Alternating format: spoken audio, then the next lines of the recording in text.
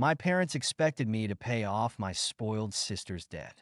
But I said no and cut them off. I'm a 30 male and have been financially independent since I was 18. Growing up, my parents always favored my younger sister, Riley. She was the golden child, the one who could do no wrong. Meanwhile, I was expected to be the responsible one, the one who worked hard and made sacrifices for the family. I accepted it when I was younger, thinking that's just how families worked. But as I got older, I realized how toxic and unfair their expectations were. Things came to a head about 6 months ago when I received a call from my mother. She started with small talk, which was unusual for her.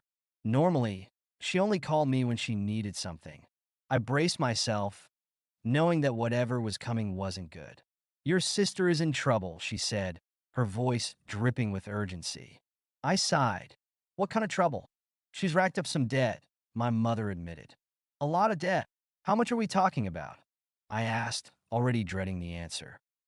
$40,000, she said, as if it were pocket change. "She got involved with some bad people, and now they're threatening her. We need you to step in and help." I was stunned. Why is this my problem? Riley is a grown adult. She's responsible for her own choices. "She's your sister," my mother snapped, her tone immediately turning accusatory. "Family helps each other. You've done so well for yourself, and she's struggling. The least you can do is help her out." I took a deep breath, trying to stay calm. "I've worked hard for everything I have. I'm not bailing her out of a mess she created." My mother wasn't having it. "You have no idea how hard it's been for her. She's not as strong as you. If you don't help, they'll come after her. Do you want that on your conscience?" This wasn't the first time my parents had tried to guilt trip me into cleaning up Riley's messes. When she dropped out of college, they pressured me to pay off her tuition debt. When she crashed her car, they wanted me to buy her a new one. Each time, I had drawn a line, but this was on a whole new level. "Where's Dad in all of this?" I asked. "He agrees with me," she said quickly. "We both think it's your responsibility to help. After all, we've done so much for you." That line sent me over the edge. "Done so much for me?" I repeated, incredulous. "You mean like making me pay for my own college, charging me rent as soon as I turn 18, and always putting us ahead of me? Is that what you mean?" My mother went silent for a moment, then said coldly, "If you don't help, we'll have no choice but to cut you off." I laughed bitterly. "Cut me off? From what?" "I don't rely on you for anything. You don't understand," my mother said sharply. "We'll disown you. No family gatherings, no holidays, nothing. Do you really want that?" "I think you're forgetting something," I replied calmly. "I've been on my own for years. You're threatening me with something I don't even value anymore." Before she could respond, I hung up. I knew there would be fallout, but I was done being their scapegoat. It was time to put myself first. The next few weeks were tense. My parents and Riley tried every manipulative tactic they could think of. First, there were guilt-laden messages. "How can you turn your back on your family?" Then came the outright insults. "You're selfish, ungrateful, and heartless." Finally, they started spreading lies to extended family, painting me as the villain who refused to help his struggling sister. It didn't bother me as much as they hoped. In fact, I took satisfaction in knowing they couldn't manipulate me anymore. But things escalated when Riley decided to take matters into her own hands.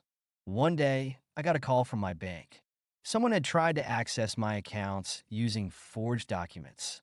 My stomach churned as the banker explained that the attempt had been flagged as suspicious, and they wanted to confirm it with me. "Do you have any idea who might have done this?" the banker asked. I didn't need to think twice. "Yes," I said, seething. "I know exactly who it was. I confronted Riley that same day." "You tried to steal from me?" I demanded, showing up unannounced at her apartment. Her eyes widened, but she quickly put on an indignant act. "I don't know what you're talking about." "Cut the crap," I snapped. "The bank flagged your attempt. Do you have any idea how illegal that is?" She crossed her arms, pouting like a child. "You're the one who forced me into this. If you had just helped me, I wouldn't have had to do it." Her entitlement was mind-blowing. "Do you even hear yourself?" I said, You dug yourself into this hole, and now you think it's my job to bail you out? Grow up, Riley.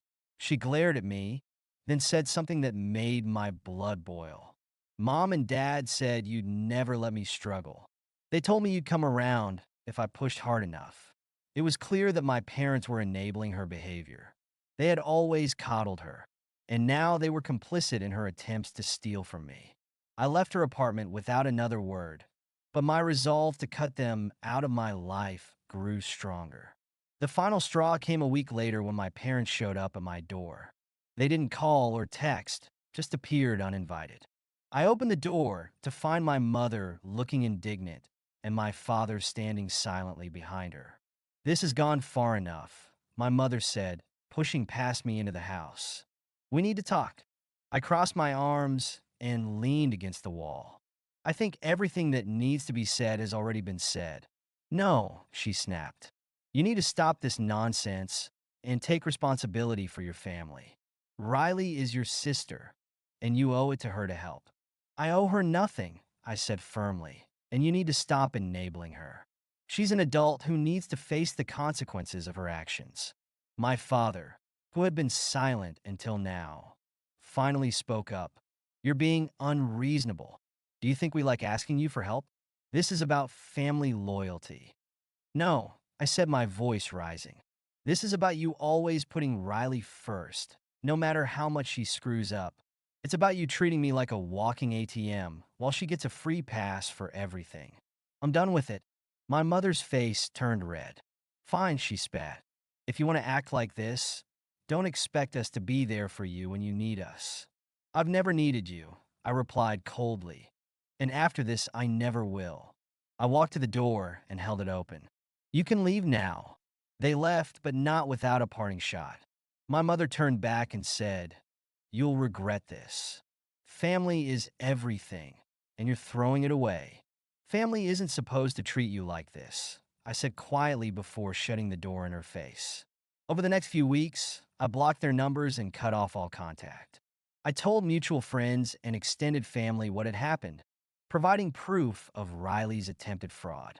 Most people were supportive, but a few tried to convince me to make peace for the sake of the family. One relative even said, "But they're your parents. You can't just cut them off." "Watch me," I replied.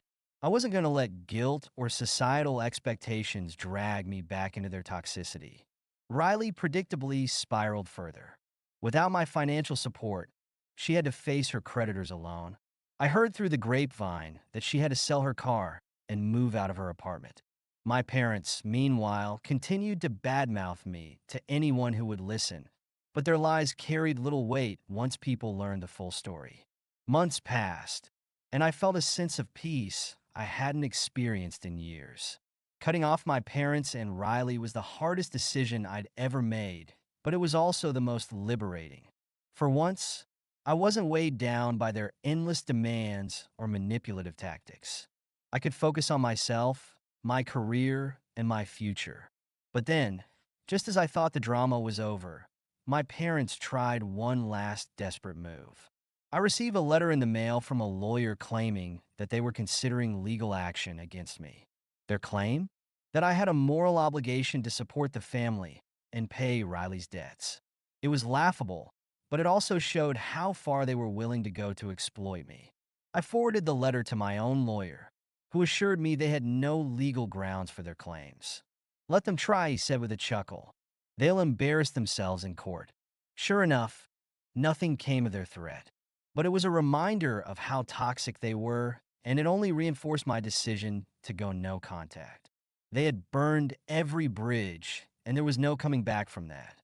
As for Riley, I later heard she had to file for bankruptcy. Her entitled attitude and refusal to take responsibility finally caught up with her. My parents, who had spent years enabling her, were now left to deal with the fallout. I felt no pity for them.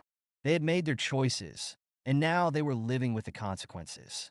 In the end, I realized that family isn't defined by blood. It's defined by the people who truly care about you and treat you with respect. My parents and Riley never did, and cutting them out of my life was the best thing I could have done for myself. If you've ever dealt with toxic family members, you know how hard it can be to walk away. But trust me, it's worth it. Don't let guilt keep you trapped in a cycle of manipulation. Thank you so much for listening to my story. If you have any thoughts, I'd love to hear them. So please leave a comment. Don't forget to like and subscribe if you want more stories like this one.